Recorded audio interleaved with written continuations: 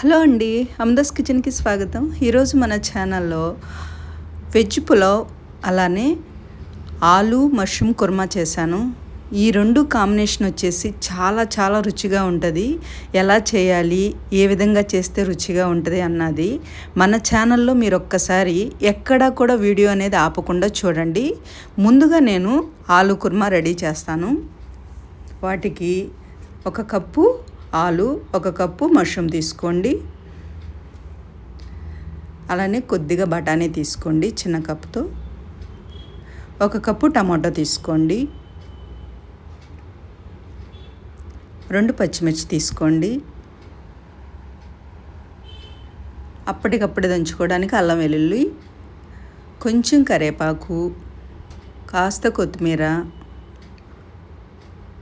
కొద్దిగా పుదీనా. ఈ 3 లాస్ట్లో వేద్దాం, కర్రీలో బాగుంటుంది. దానిలోనికి చక్కగా చెక్క, లవంగం, జాపత్రి, 2 యాలకులు, జీడిపప్పు తీసుకోండి. ఇది పేస్ట్లా చేయాలి.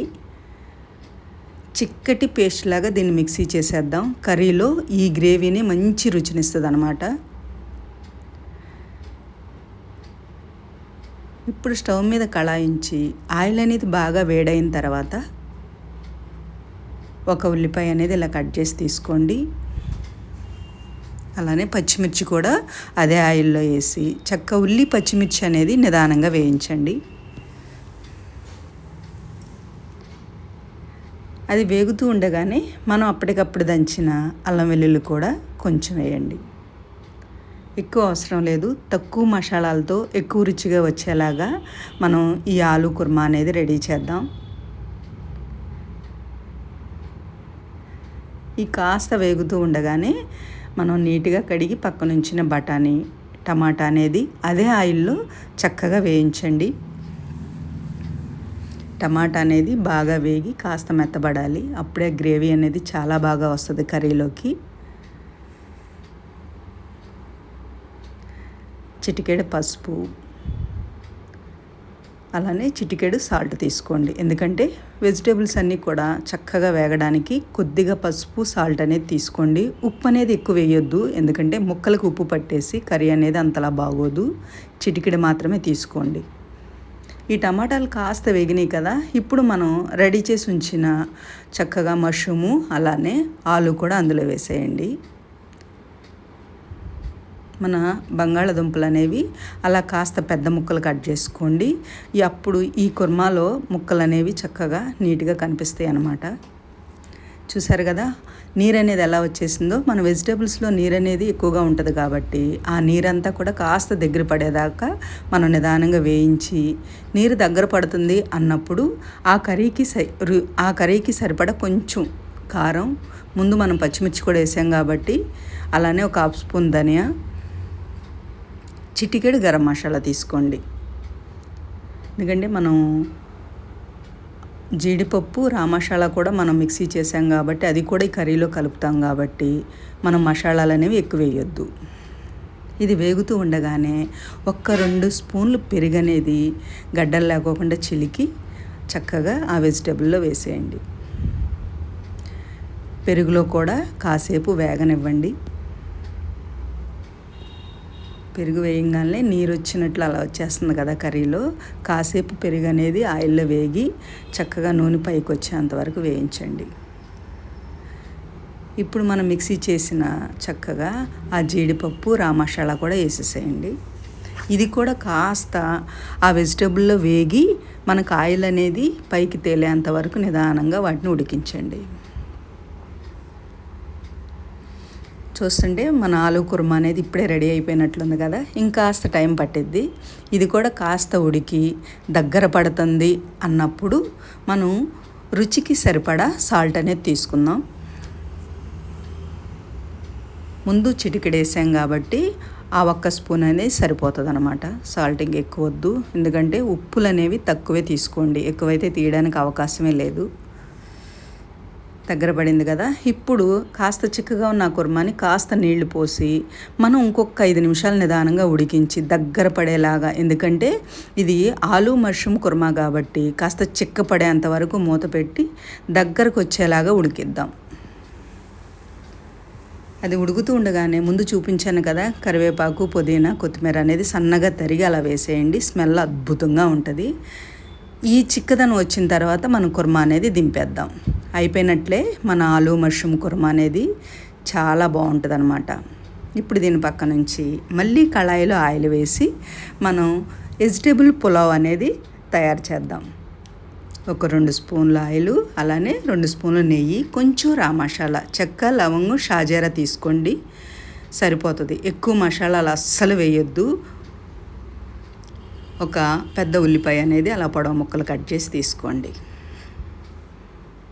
తీసుకున్న మసాలా అనేది, ఉల్లిపాయలు అనేవి చక్కగా వేయించండి దగ్గరకు వచ్చేలాగా. అది కాస్త వేగుతూ ఉండగానే పచ్చిమిర్చి కూడా తీసుకోండి. నేను ఈ వెజ్ పులావ్ అనేది పిల్లల్ని దృష్టిలో పెట్టుకుని చేస్తున్నాను, అందుకని కొంచెం కారం అనేది తగ్గించి తీసుకోండి. కారం ఇంట్లో మీరు ఎక్కువగా కారం తింటే మాత్రం ఇదే తాలింపులో 1 స్పూన్ కారం తీసుకోండి, సరిపోతుంది.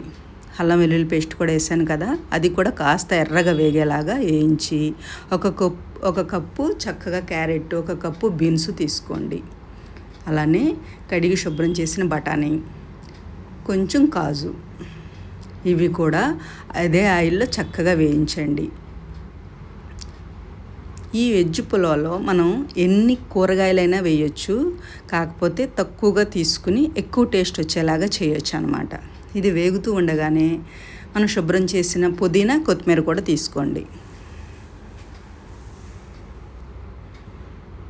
ఆయిల్లోనే పుదీనా, కొత్తిమీర అనేది చక్కగా అలా వేగడం వల్ల రుచి అనేది చాలా చాలా బాగుంటుంది వెజ్ పులావ్. ఇదే విధంగా ఇదే స్టైల్లో చేయండి, ఎప్పుడు చేసినా సరే చాలా రుచిగా వస్తుంది అన్నమాట.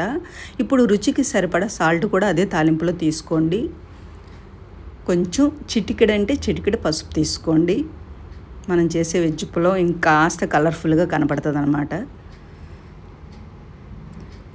ఈ మొత్తం వేగిపోయినాయి కదా, మనం వేసిన వెజిటేబుల్స్ అన్నీ చక్కగా వేగినాయి. ఇప్పుడు నేను ఇంట్లో వాడే రైసే, సోనా మసూరి రైసే తీసుకున్నాను. నేను అవి ముందుగానే ఒక అరగంట ముందు నానబెట్టాను, శుభ్రంగా కడిగి. అదే మసాలా తాలింపులో ఈ బియ్యం కూడా కాసేపు అలా వేయించండి.